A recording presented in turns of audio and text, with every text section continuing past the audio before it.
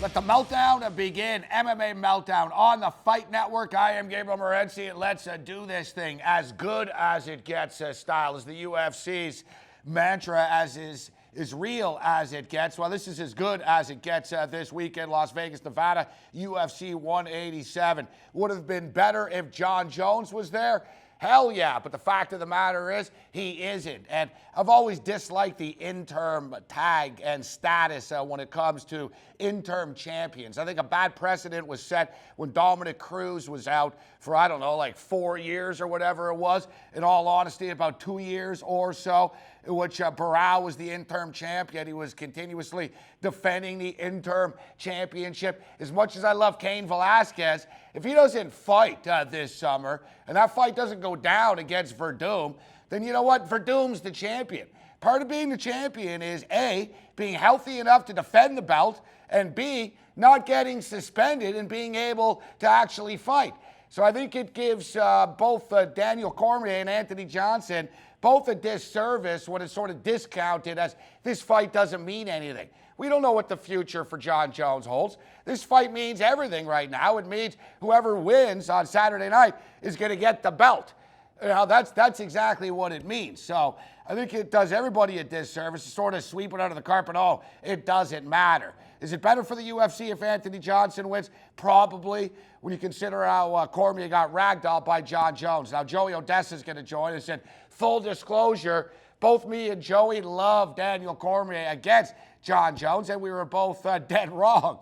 And I hate zigzagging, but that's exactly what I'm going to be doing this week. I like the Rumble in this fight. We're going to break it down with Joey Odessa from a numbers standpoint, and let's cap some fights right now with one of the best in the business, GambLou.com. So one of the sharpest MMA websites out there. Lou steps up and in. What's going on, Lou? Always a pleasure. How you doing?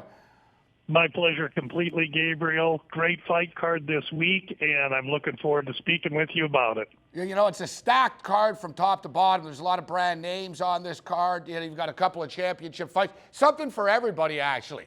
Light heavyweight championship. You've got Weidman and Vitor Belfort finally getting into the octagon.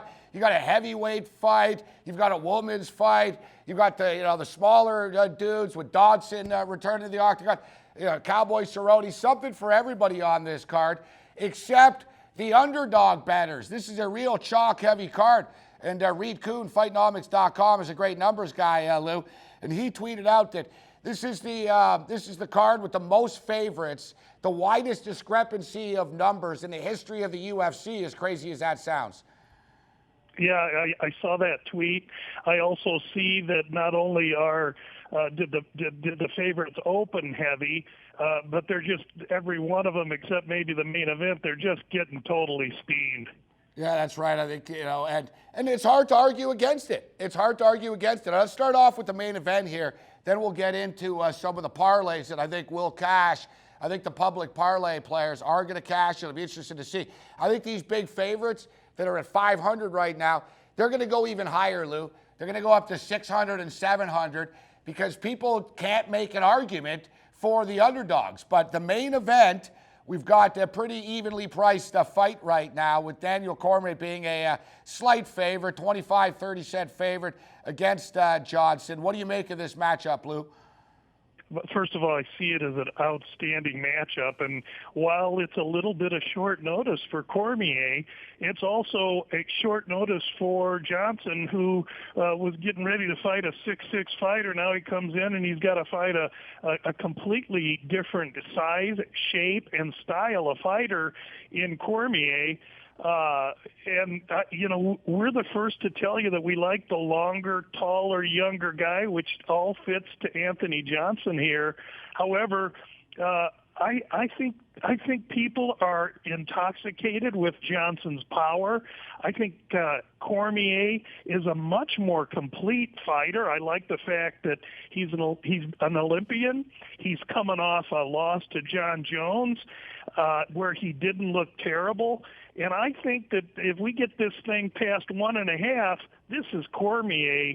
I don't want to overstate it, but I like Dan Cormier here. You know, Cormier had a lot of success, and he was just steamrolling through people, bulldozing through heavyweights. But with all that being stated, Lou, he wasn't using his wrestling too much. He was actually bullying people up against the fence, against the cage, dirty boxing, and basically just, manhandling people.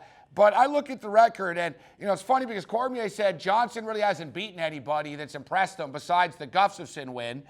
And, I think you could almost say the same thing about Daniel Cormier as well. Johnson's takedown defense is a hell of a lot better than it used to be. A hell of a lot better. It's actually 85% as a whole. Phil Davis is a heck of a wrestler. He was unable to take him down, got dominated standing up. Gustafsson's a great striker and stand-up fighter. He nearly got his head taken off by Anthony Johnson. I'm not so sure Cormier, will be able to take Anthony Johnson down. And I like Johnson standing up more. I think he's the younger, stronger, faster fighter. I think his speed's also going to be a little bit of a problem for Cormier.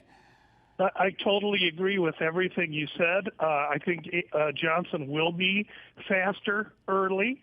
I think that Gustafsson had to deal with Johnson bull rushing him. And if Johnson bull rushes Cormier, he's going to be tossed on his back. I think Cormier, who was in against a guy like Josh Barnett, he ragdolled him the same way he ragdolled an undersized Dan Henderson. And so I see this fight as Cormier weathering a storm. And if it gets into the late second, third round, I think Johnson and that muscle-bound body going to swell up. And I think DC's going to make this thing an ugly, boring affair. And you know what?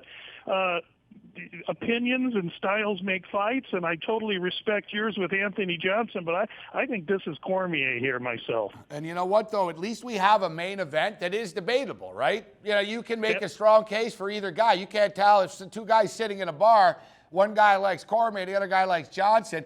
They both could be right. That's what the fight game's supposed to be about. You don't want to watch 12-1 favorites steamroll people all the time. And not to take anything away from Ronda Rousey, but people are like, oh, Rousey looked great. She was a 14-1 favorite. She was supposed to look great. And I think people sort of forget that. But we got a great main event right here. And with this great main event, it's easy to forget how good the co-main event is. And not to put, Belfort in the same status as Weidman, but I think Weidman could be one of the best pound-for-pound fighters in the world. He just hasn't fought enough, unfortunately. Only 12-0. It's tough to gauge the Anderson-Silva fights because Silva clowned around in the first fight and then popped his knee. His knee busted up in the second one.